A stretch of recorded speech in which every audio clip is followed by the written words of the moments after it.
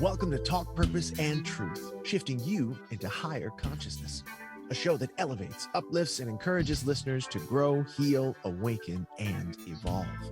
Eden and Kim include bold topics, interviews with inspiring guests, experts, and celebrities, intuitive readings, channeled messages, mental health awareness, and hot topics to expand your awareness. Tune in for unprecedented truth, authenticity, on-purpose discussions, and magical moments. That not only is talented and amazing in her own right, and I was reading a lot about her and was just like, whoa, she's such a well-rounded, fascinating person, but she also worked with Prince for 20 plus years in many different aspects. So I'm going to tell you about her. And we don't usually read that many people's bios, but hers is so interesting. I want to make sure we do.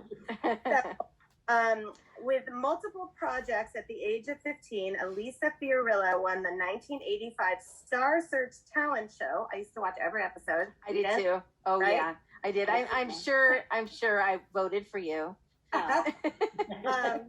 In 1987, she was signed to Chrysalis Records. She first performed the song Jackie on the Summer School soundtrack, another movie I love, and caught the eye of John Jellybean Benitez, who asked her to be the lead vocalist on 2 songs on his 1987 album, Just Visiting This Planet. One of the songs, which this one I also totally remember, Who Found Who, was a hit worldwide, reaching the top 20 in many countries, in addition to being a great club success. At the same time, Fiorillo released her self-titled debut album that she promoted with the help of the pop single, How Can I Forget You? This did not achieve the same success. She released her second album, I Am, in 1990, recorded at Prince's Paisley Park recording studio, after she had contributed as a backing vocalist to Graffiti Bridge and Batman. Several songs from the album were produced and written by Prince. The album included the single On the Way Up, which was the top 30 hit in the US and top 20 in Australia. And she also appeared on Prince's album Diamonds and Pearls, being the backing vocalist on 2 songs. Throughout the 90s, Fiorillo mainly worked as a backing singer. She sang backup for Savage Garden, Billy Myers, among others. As a lead singer, she's appeared on Metal Gear Solid 3 Snake Eater, singing Don't Be Afraid, and she did a duet with Savage Garden frontman Darren Hayes titled Right Dead Back on It. Prince performed for 3 consecutive nights, March 25th through 27th, 2009, on The Tonight Show with Jay Leno. I know them two were just like tight and would play jokes on each other. Oh, yeah. And she performed as one of Prince's backing vocalists on two of those shows. She became a member of NPG, and in 2009 and in 2010 went on a world tour with Prince, playing in sold-out shows across Europe. She continued to work with him until his transition in 2016. She's continued to release her own music. Her album in 2007, entitled Labor of Love, is available on her website, and she turned to her musical direction towards jazz. In the 2000s, using her married name Deese, Fiorillo partnered with Nashville-based guitarist Tyler Reese in 2013 to form a musical duo called the Deese and Reese Project. Love it. Their debut album was produced by Jeff Silverman, who'd worked with Rick Springfield, and released that album in 2014. And this part was really, I thought, was amazing. It says that it's composed of 12 original songs inspired by Elisa's life experiences addressing subjects: faith, self-awareness, food addiction, domestic violence, and motherhood, which we cover all of those things, and just that's what we're all about. Yep. And as well as singing, she's directed a few TV series, and she's currently working on multiple projects and has an album coming soon in 2021 with all original material, co-written with Bo Carlos Elorza. So, wow. Whoa. Not too much. I think I need a nap. I was watching your facial expressions when she was reading that. I feel like you seem like you were so proud of yourself. Well, I'm more shocked that I've done all that stuff. I'm sitting here going, wow, I did do that. Right? Yeah, that's pride. And the sad thing is my album did not come out in 2021. We're still working on it, and it's going to come out hopefully in 2022, if not 2023. It's the album with my husband, Carlos. Yeah. What was that? Divine timing. Divine timing, exactly. Yeah. So what do you have behind you, by the way? So our listeners don't really see this, but so that picture right there, that is a picture that my ex-husband Michael drew, a charcoal of Prince. Oh my gosh! It was a cropped version of the Welcome to America cover. It looks so real. It looks like a photo. I know. His eyes just like pierce at you. It's like he's looking at me every day. Those eyes are what he did piercing. Marilyn Monroe, and that's beautiful as well. And then I have the poster that we did when we were in Berlin in July 2010. Nice. On tour. And the picture below that is the last performance I did with Prince, which a friend of mine actually framed for me, and I didn't even realize it at the time how special it was until he passed, and I went, oh my God, that's the last time I was on stage with him. Which date? That was at I think it was the Palladium in LA. We had done a club date. And that was it. Wow. You know, I don't think we have this in our list of questions, but I'm just going to throw this out there. Completely out of order, but who cares? We're just talking. But you know what, when you found out about his passing, how was that for you? I mean, I'm sure shocking and I was actually working as a realtor at the time, and I was at my office and I got a call from Shelby, like screaming on the phone, and she's like, turn on the news. A middle-aged man is dead at Paisley Park. And I said, oh no. And then I heard her scream, and then they said that it was him. And her mother got on the phone and said, she's too upset. I'm going to hang up now. I said, I understand. I was in shock. I remember it was 3 days after that a friend of mine had a birthday party in Boulder City in Nevada. And when I drove to Boulder City, there were purple bows all the way up and down the street. Oh. And I was like, everything I did that day, which I found out that the third day was the day they actually cremated him. So all this stuff happened on that day, and I kept feeling his presence. And it sounds weird, but like it's not weird. That's not weird. So I parked on the street, went into lunch, came out of lunch, and there was a red Corvette next to my car. Oh, of course. Then I at the lunch, I was eating lunch. I had a little heart-shaped chip on my plate, which was kind of odd, but that wasn't even it. There was a picture in the restaurant of a woman that looked like me holding a Canon camera and taking a picture of herself, kind of like the one you've seen of Prince taking a picture of himself. Yeah. And someone pointed it out. I didn't even know that the thing was on the wall. But one of the girls said, hey, that picture looks like you. And I looked at it and I was like, oh my God, that looks like the Prince picture, but it does look like me. Oh, this is freaking me out. So I went to the car, saw the Corvette, went to pick up my daughter my in-laws were watching her. They had this like parade going on, and I parked the car, went to pick her up, and she was standing in front of the tangerine stand. Like, so I was like, okay, odd. There's another sign. Then we get to my car. We get in the car. My daughter, who was like 4 or 5 at the time, maybe 6, she sees the street sign and she goes, Mommy, look, we're on Purple Heart Street. Oh my God. And I was like, oh, and then Raspberry Beret came on. And then we drive by the Chinese restaurant and it's called Lotus Flower. Oh. And I'm like, what's going on? Yeah. Why is this happening? I got so many chills that day, and then I found out he was cremated that day, and I felt like, oh my God, he was sending me signs all day. He was, absolutely. I swear, I took pictures of every single thing, and I have this little collage, and I look at it, and it makes me feel better when I see it. But wow. Yeah. Well, I don't know if you know this, but we've had a lot of people on that have known Prince, or worked with him, and we're friends with many of people that have worked with him or known him. And Eden is a medium, and we've received a lot of messages from him over the past 6-7 years. What? And, I just got the chills. Oh my God, I have been dying to talk to somebody about this stuff, but okay. Yeah. Oh, we totally believe you. Okay. It's true. It's real. And it's a long story how it came about, but yeah. So, And over the years, she has done readings for a lot of the people, you know, not naming names right now, but that have worked closely with him, and he's come through and talked to them and things like that. So, yeah. Eden, I need your number.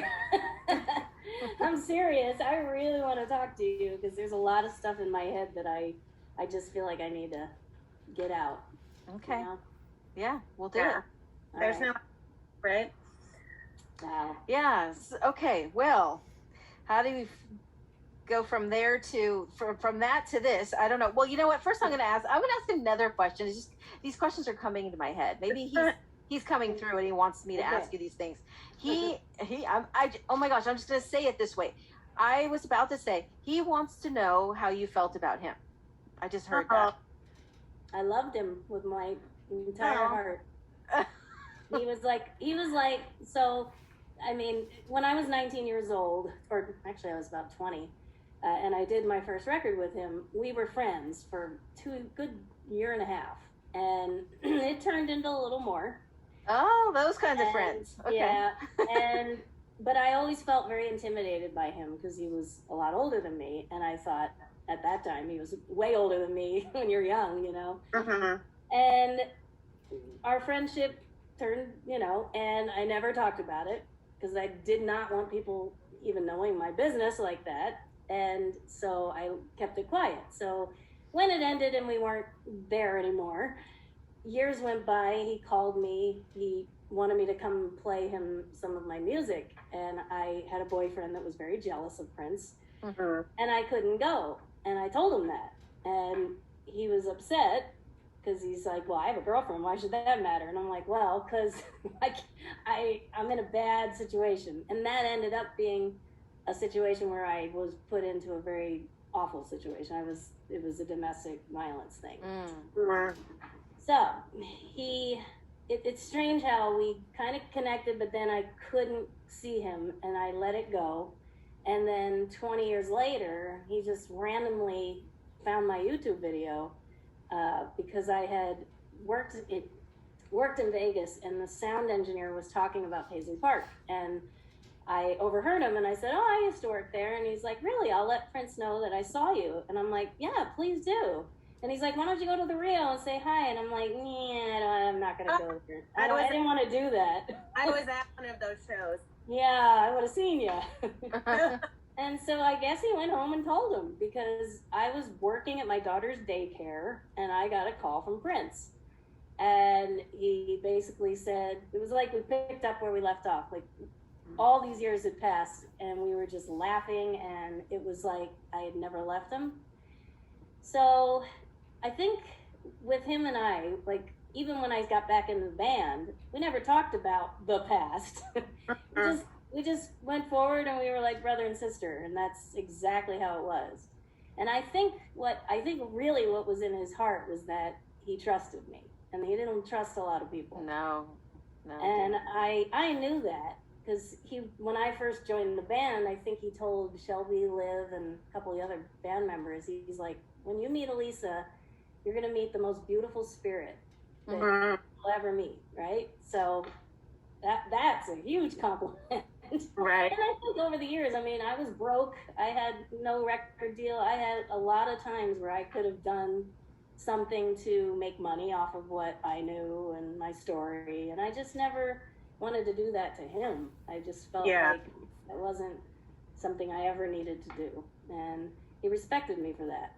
And I always made him laugh. And I brought something to the picture where Shelby was kind of like the strong, little, she's like a bulldog on stage, and she's like, woo, woo, woo, and Liv is like kind of quiet. And I was just like, hey, just the middle feeling that kind of brought us all together. And it was a beautiful match, like where he put us together. I just felt like he knew exactly what he was doing. The energies were just perfect. Like Shelby was very strong, Liv was kind of quiet, and I was kind of the middle. Like, energy. It just worked. So you had worked on Graffiti Bridge and Batman, and then it was a break, and then you went NPG. Yep. later down the road. Much later. Yeah. But how it's like you guys were meant to be together because yeah. like that. I mean that, you know what I mean? That's amazing. It is. It's amazing. It's truly amazing. And when I met him and I told him, he asked me to join the band. I said, look, I have a daughter. I've never done this with a daughter before, touring, and she's 3 years old. And I'm kind of nervous about saying yes because I don't want to leave my daughter. And he's like, don't worry about it. Just bring her with you. This is going to be a family affair. I said, okay. Wow. And sure enough, I showed up to rehearsals the very first time I went to Paisley, and he said, where's Olivia? And I went, I didn't think you were serious. And he's like, no, next time you bring Olivia. And I'm like, okay. So the next time I brought Olivia, and he invited us to dinner, and I had to get my nanny to bring Olivia to dinner. And I was like, oh no. How am I going to tell the nanny she's having dinner with Prince? That's so cool. She was so nervous. And I'm like, please don't say anything stupid. Please behave. And she acted so good. I could not believe it. So we sat, we had dinner. Olivia was jumping around. He was getting a kick out of it. And for some reason, I think deep down, because, I mean, he said some funny things to me when I was 20. Like, you want to move to Japan and be my wife and have my babies? And I'm like, no, I have a record deal and I really don't want to have babies right now. Like, he'd scare me like that. Yeah. So part of me, because I was right before my day. And so part of me kind of thinks like, you know, he saw my healthy child, what he could have had. And it's kind of sad to say that, but he just wanted her around. And he wanted her energy. So I brought her around as much as I could. He loved her. One time he actually played guitar and played Twinkle Twinkle, and she sang. He had her sing on Shelby's record, North Carolina. Wow. So she was in the studio at 3 years old with him. Oh my gosh. Oh, that's so amazing. And look, she does hit her now. So yeah. And now you can't stop her. And he could see in her the kind of energy my daughter had, you know. He could just tell she just was a fireball. But like at 4th of July, he was growing his afro out, and my daughter was up on the roof, and she goes, up high. And he goes, up high. And she goes, down low. And she goes, I like your afro. oh, They tweeted it. that's cute. So he had such a playful personality that he was so much like a kid. He just loved kids. And one of the things that happened that made me kind of think all this stuff was when my husband drew that picture, and I gave it to him in New York City at Madison Square Garden. I was going to give it to him as a gift. So I had it framed and everything. And when I tried to give it to him, he wouldn't accept it. Wow. And I said, why? And he goes, I don't accept gifts. And he's like, and someone had told him that it was a picture of himself. And he's like, besides, I don't want pictures of myself hanging up around it. And meanwhile, he's wearing a shirt with his face on it. Okay. And I'm like, seriously, dude? And that's how I could talk to him. And when I was like crying, and it was the only time he had ever been kind of cruel to me. He never was mean to me, ever. He's been mean to other people, but not to me. And this one time, he handed me the picture, and he goes, besides, I don't have a home to hang it in. And that hit me like a home. Maybe what you see that all the things I have. I don't have your money. I don't have your fame. But I have a husband, and I have a child, and I have a home. I think he really wanted that more than anything. I think he did. It was done by your husband, so maybe that was it. And that was another thing. My husband was from Minnesota. So when he found that out, he was questioning other people in the band. Did she date him when she was with me? And like, it was kind of crazy. I was like, and then I didn't go that one summer when he started to think that I liked him again. And I'm like, I don't like you again like that. I'm married. I'm fine. I may not be in the best marriage, but I'm not going to do anything. And sure enough, that was the only time that it was weird. You know, it was like a strange thing. And I don't know. After that, I kind of stayed away a little bit, and but I still felt like mothering to him in a weird way, and I felt like family. So when all that happened, and I found out about the flight, I was trying to stop myself from texting him on Twitter because we used to tweet each other, and he actually wrote me back and said, "I'm fine. Say your prayers." Controversy. I'm like, what the heck's that supposed to mean? And we had kind of gone back and forth in January because I had sent him pictures of my daughter's birthday party because I wanted to share it. And he started talking to me about ma'at, which is freedom, like colors, equality. It was like an Egyptian word. And he was kind of upset because at Olivia's party, there were no Black kids. And he was kind of getting on my case about it. And I'm like, every time you've ever worked with me, you have said to me that I was not white, okay? So me of all people, like, really?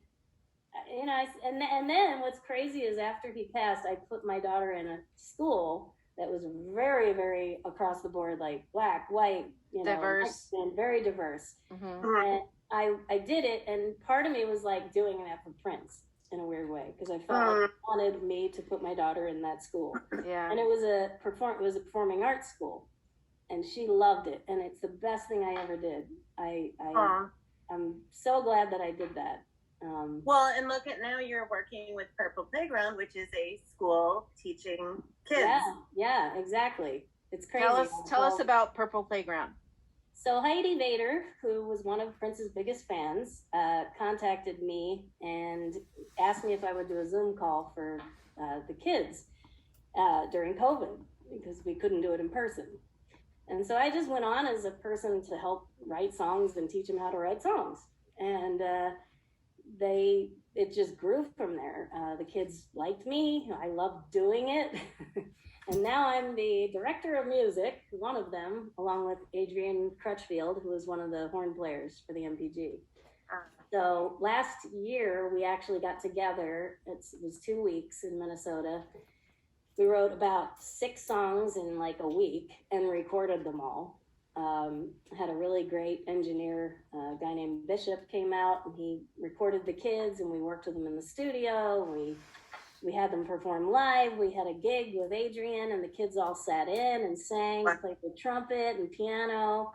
So it's like everything Prince would have loved, you know, like getting the kids to be creative, getting them to come out of their shells, getting them to, there was one child in particular who came to the Purple Playground that was very shy and just would sit there and draw. And I'm not going to mention names, but in the beginning, I didn't know how we were going to get through to her. And by the end of it, she was like a totally different person. And her mother was crying, thanking us. And I was just like, wow, this is pretty incredible. Wow. This is deep, you know, it's meaningful. And these are kids who are mostly like underprivileged kids?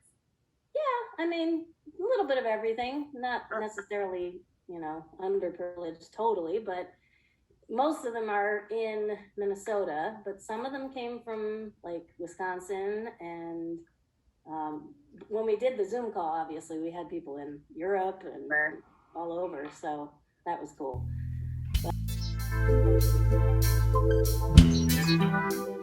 Thank you for listening to Talk Purpose and Truth podcast. Find out more at talkpurposeandtruth.com.